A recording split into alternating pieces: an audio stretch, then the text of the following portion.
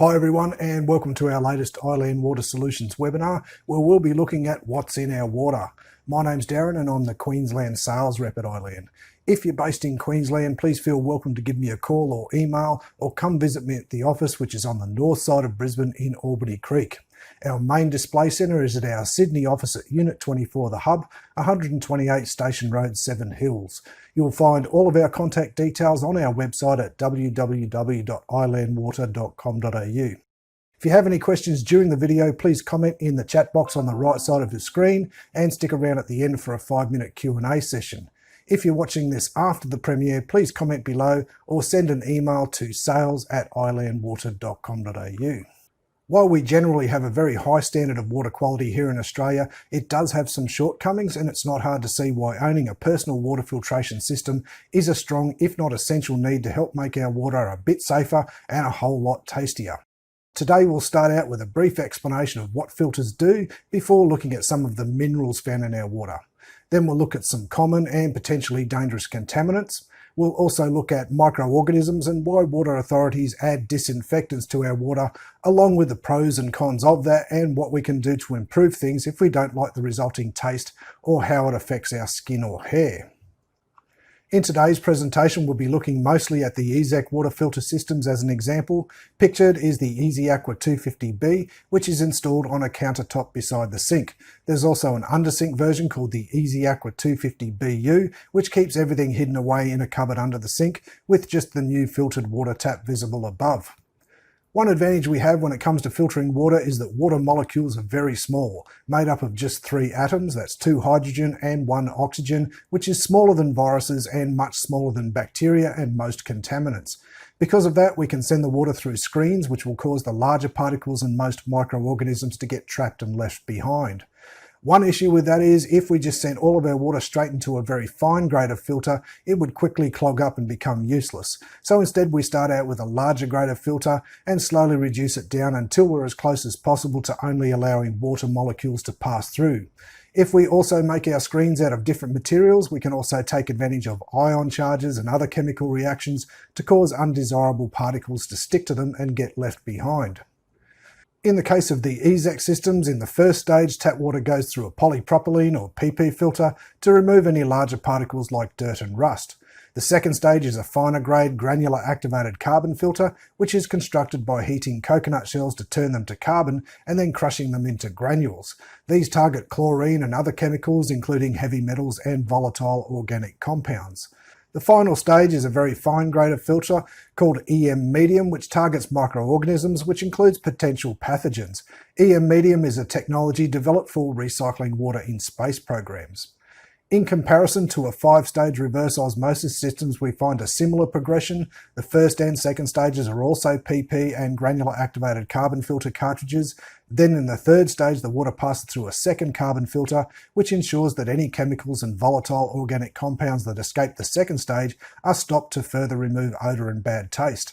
In the fourth stage, the reverse osmosis membrane further filters out dissolved particles, microscopic organisms, bacteria and viruses before storing the water in a holding tank. The reason for that holding tank is because the reverse osmosis membrane is a very fine grade of filter and it takes time to push the water through it. So to reduce waiting at the tap when filtered water is required, the process goes on in the background and stores the filtered water at the ready in the tank. In the final stage, the water from the tank travels through a post-RO carbon filter as an extra level of protection before reaching the tap. Demineralised water can taste a bit flat to some people, so this filter is sometimes called a polisher because it tends to add a little crispness back into the taste. Let's have a closer look at some of those dissolved solids and contaminants. Part of the dissolved content found in our drinking water is minerals. Most minerals found in our municipal water are good for us and even essential. The human body needs a variety of particular minerals to stay healthy and ward off certain diseases. Listed here are some of the more common beneficial minerals, many of which are contained in our tap water in small quantities. The World Health Organization recommended daily intake for some of those, which are calcium, selenium, magnesium, zinc and iron, is mentioned here in this table, and it varies depending on sex and age and also has requirements for pregnant and lactating women. We acquire these dosages through our food, vitamin tablets and our drinking water.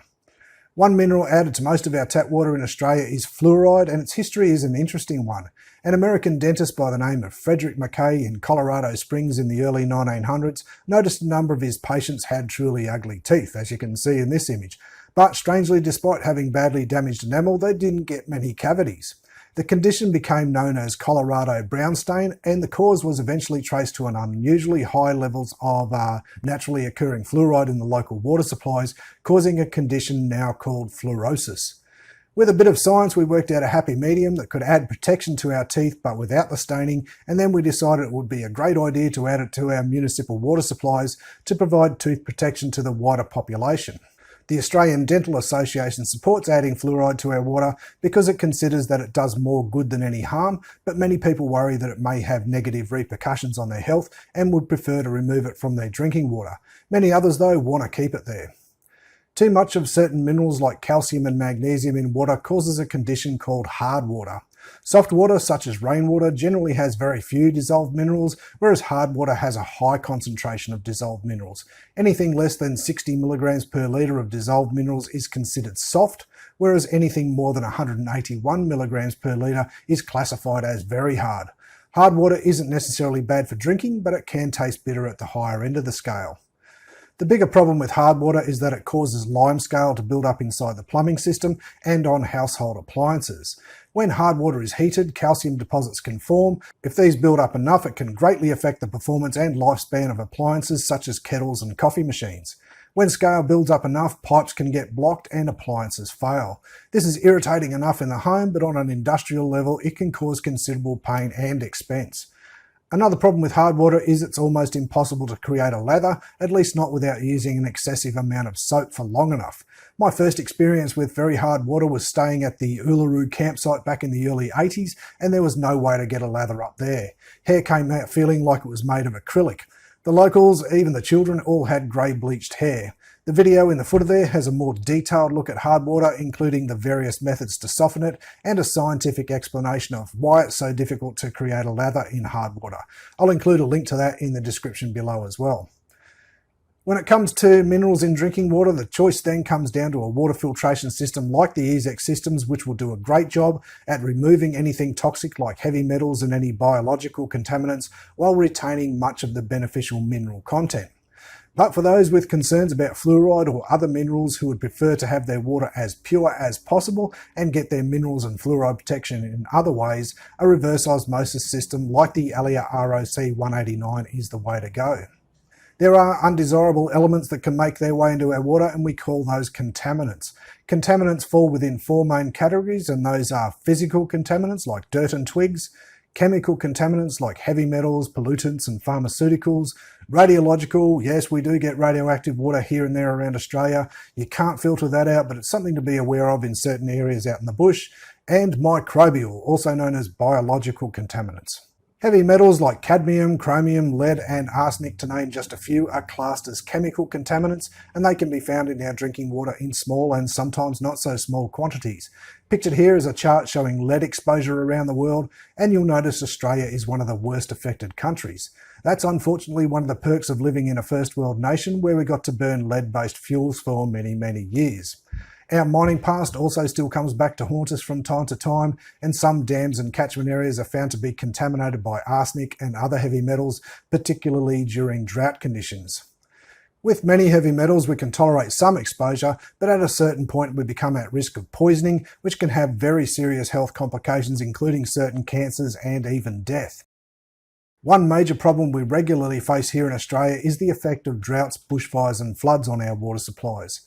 Droughts cause water levels to drop, which can stir up silt in our dams containing heavy metals from our mining past, while simultaneously creating conditions that encourage the growth of toxic algae in the low water levels. The surrounding areas dry out and vegetation dies within the catchment area. Streams and rivers have less shade, exposing the water to more light and increasing the temperature of the water, which sends the bacteria crazy, which leads to depleted oxygen levels in the water, which kills the fish that eat the algae. Add a bushfire into the mix and we get huge amounts of ash, nitrogen and phosphorus dumped into our dams and streams, which act as nutrients for the algae and compound the problem, as well as affecting the taste and quality of our water at the same time. The final whammy is when the rains come and cause flooding. Now we have huge areas of land unprotected by vegetation and covered in ash, all about to wash into our dams. That means more heavy metals, mud, ash, unburned organic matter, fire retardants used to fight the bushfires, along with sudden outbreaks of algal blooms and possible pathogen outbreaks all at once. This can leave our water processing plants struggling and even clogged up and needing to add much larger amounts of chlorine to treat the water. Sometimes even that is enough, and boil water alerts are issued to kill off pathogens that the chlorine can't deal with effectively, and in some cases supplies from certain dams have to be turned off for periods of time. That happened in February 2020 to Warragamba Dam, which is the main water source for most of Sydney. Volatile organic compounds, or VOCs, are chemical compounds which also contaminate water. They can be man-made or naturally occurring and are characterised by having very low boiling points, so they're easily turned into gas and transported by air to settle on lakes or streams, or they can bubble up from underground. Not all VOCs are harmful, but they can still make water taste and smell bad. Common VOCs include fossil fuels like formaldehyde, chlorofluorocarbons, benzene, acetone and methylene chloride. Smog generally contains lots of VOCs as well as heavy metals, which eventually end up in our catchment areas and groundwater. Another chemical contaminant we're currently having to deal with is PFAS, which is the more common name for perfluoroalkyl and polyfluoroalkyl acids. These have been used extensively in firefighting foams and other products for almost 50 years and have now affected the water, soil and food chain all around the world. So much so that trace amounts can now be found in most people. It is now known to be toxic, and higher exposure has been linked to increased levels of cholesterol, reduced kidney function, alterations in some indicators of immune response, thyroid function and lower birth rates. It's also worth bearing in mind that PFAS have a cumulative effect in the body and take 4 to 5 years to break down, so we want to avoid adding more by consuming contaminated water or food. As of 2018, there were at least 90 sites, 60 of which are in Queensland, currently under investigation for PFAS contamination in Australia. Many people relying on wells and bores in the townships of Oakey and Williamstown in Queensland and Katherine in the Northern Territory were put onto bottled water after PFAS was found to have contaminated their local water supplies. I'll include links below to a couple of stories from ABC News and Four Corners talking about PFAS contamination. Microplastics. According to a report in the Sydney Morning Herald in August 2019, we ingest on average around 5 grams of plastic every week in our drinking water, which is the equivalent of a credit card. While the effects aren't yet well known and would appear to pass from our systems without causing harm, there are suggestions it may damage immune systems, cause inflammation, or perhaps carry toxins such as heavy metals or pesticides. Thankfully, a good granular activated carbon filter, also known as a GAC filter, is generally effective at reducing, if not completely removing, any heavy metals, VOCs, PFAS, microplastics, or any other contaminants that might make it past the first stage PP filter. Our EZEC systems and our reverse osmosis systems all contain both PP and GAC filters. In the case of PFAS, while a standard filter system should at least get it down to within safe levels, a reverse osmosis system like the Alia ROC 188 or 189 or the Clean Pure RO 2000, which you'll find on our website, may be the better way to go. These systems have 3 GAC cartridges plus the reverse osmosis membrane for extra peace of mind. With that being said, if you're aware of a serious contamination issue with your water, I wouldn't recommend drinking it anyway, at least not without regular and accurate testing. Apart from minerals and chemical contaminants, another one we need to be aware of is microorganisms. These are known as microbial contaminants and are single-celled protozoa and bacteria, viruses and cysts. Cysts is the scientific name for the eggs or larvae of microorganisms. While most of these little guys are harmless and will pass through our systems without causing any dramas, some will make us sick and can even be life-threatening. EZEC's EM medium filter cartridge is characterised by having up to 99.9999% BRE, which stands for bacterial removal efficiency, while still maintaining a high flow rate, so you're not waiting around forever for a glass to fill up.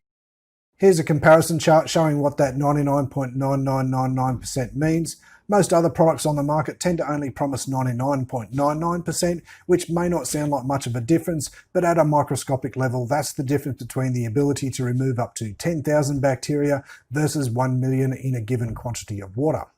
And it can pick up viruses, which are even smaller than bacteria. Some of these don't survive long in water and are very susceptible to temperature and pH levels even if they do, but just to use their sizes as examples of what the EM medium filter is capable of picking up. The rhinovirus, also known as the common cold, is one of the smaller ones at just 30 nanometers, which is a bit bigger than the 25 nanometers of EZEX EM medium filter. You're not likely to pick it up through water though. It's more likely to be transmitted by coming into contact with someone infected with it if they cough or sneeze on you, but that doesn't mean it's not possible to catch it from water. It isn't killed when it comes into contact with water and can survive for a few hours on most surfaces. There's a great video linked in the footer there, which I'll also include in the description below, showing the sizes of lots of viruses and bacteria, right up to comparing them with single-celled organisms, and even up to the size of the average human. I added COVID-19 to this list as well, which as far as we're aware doesn't get transmitted by water, but it is known to travel in aerated droplets from coughing and sneezing, which range in size from 0.5 to 3 microns. That's the size to be aware of when buying a face mask. Besides using filters, another way we can deal with microorganisms is by killing them with a disinfectant. Chlorine is the most common disinfectant we come across when it comes to treating water, and water treatment facilities tend to deal with algae and pathogen outbreaks by dumping more of it into the water, so sometimes we get a little bit more of it than usual. This tends to happen during droughts, bushfires, and flood conditions mentioned earlier. Adding more chlorine is absolutely necessary at these times, and even at these levels it is harmless to consume, but that isn't to say it's not without its problems. It can sometimes make our water taste like a swimming pool and can leave our hair and skin after a shower feeling dry and powdery. Thankfully, chlorine isn't too difficult to remove from water. It's a gas in its natural state at room temperature, so it will evaporate out of the water if we leave it stand for long enough. The other advantage is that it's a negatively charged ion, so if we pass it through a positively charged material such as a granular activated carbon filter, the chlorine ions will stick to it and get left behind. In the same manner, one thing to be aware of is that it will be absorbed by most organic materials it comes into contact with, so it's a good idea to always wash and or cook your veggies in filtered water. If you have a veggie patch in your backyard, there's also merit in irrigating it with filtered water or just use rainwater. If you'd like more information about chlorine, check out the chlorine fact sheet in the blog section of our website. I'll include a link to it in the description below as well. Another thing to be aware of is that chlorine does have its limitations as a disinfectant as well. This table from the CDC shows its effectiveness against some common microbial contaminants. You can see there it does a pretty good job against E. coli, hepatitis and Giardia, but notice it can take more than 10 days to kill Cryptosporidium. And yes, Australia has had Cryptosporidium outbreaks in our water supplies on several occasions. However, this is something that water authorities strictly monitor for, and they will investigate and issue boil water alerts as necessary. Incidentally, there are around 20 different types of Cryptosporidium, but Cryptosporidium hominis causes the most infections in humans in Australia. The usual symptoms of infection are stomach cramps and diarrhea, which can last anything from several days to several weeks.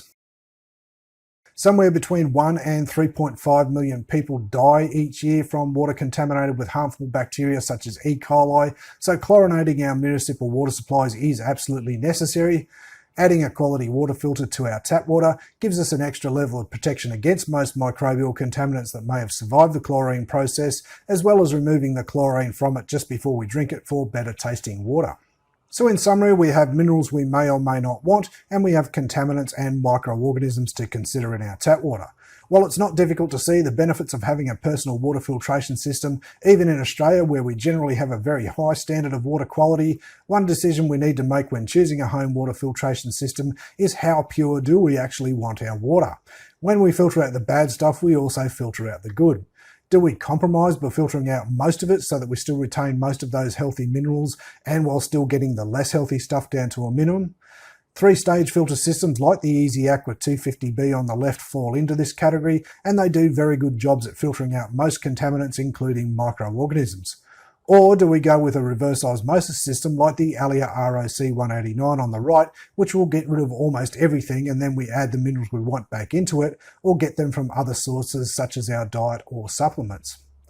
One useful method to help make that decision is to find out just what you're dealing with by measuring it. Testing your water using a TDS meter is the easiest way to measure for total dissolved solids. Some filtration systems are equipped with a built-in TDS meter to monitor the levels periodically. For example, the Alia ROC 189 reverse osmosis system constantly monitors the TDS level and will display a warning if the light goes over 100 parts per million. When this happens, it'll mean it's time to change the RO membrane cartridge, but those normally last around 2 years with normal usage. In our in-house testing, we were getting a TDS level of 7 parts per million for our drinking water from an RO system compared to about 120 for normal Sydney tap water. Obviously, that can vary depending on your location, and whatever the reading may be doesn't necessarily mean that it's bad. All of those healthy minerals we mentioned earlier will be mostly what that reading is about. If I was seeing readings above 500 or so, I might be a bit more concerned, but even then the TDS meter isn't telling me what the dissolved solids in the water actually are. They're just as likely to be healthy as unhealthy. A common scam by door-to-door water filter salespeople is to use TDS meters or devices called precipitators to show people that their water isn't pure, and then try to make out that any impurities are bad, but that's not necessarily the case. They've been reported doing a similar thing with a chlorine test and then try to tell people nonsense like chlorine is carcinogenic. Sure, chlorine doesn't taste great to everyone and people with sensitive skin can react to bathing in it, but at the levels added to our tap water, it's not going to poison you. Also keep in mind that water suppliers are required to test and maintain reports regarding water quality and provide them upon request. If you ever have any doubts about your tap water quality, ask them. Personally, I'm a big fan of the EZEC filtration systems. They're less expensive, easy to install, and they don't have the drawbacks of an RO system such as producing wastewater or requiring power to run. Our Aussie tap water is generally pretty safe, but an EZEC system gives me extra peace of mind that it will pick up anything nasty that might have made it past the water treatment process, and they'll remove chlorine for better tasting water while still retaining most of those beneficial minerals. Okay, that's it from me, but please stay tuned if you have any questions. Staff will be online in the live chat on the right of your screen for the next 5 minutes. For more information about iLand Water products, please do come visit us or check out our website at www.ilandwater.com.au. If you're interested in becoming an iLand Water reseller and would like a price list, please send an email to sales@ilandwater.com.au or give us a call on 02 8840 5177. Check us out on social media as well. You can find us on Facebook, YouTube and Twitter under iLand Water. Please like and subscribe and give the bell a click if you'd like a notification from YouTube about any new videos we put up. Thanks and bye for now.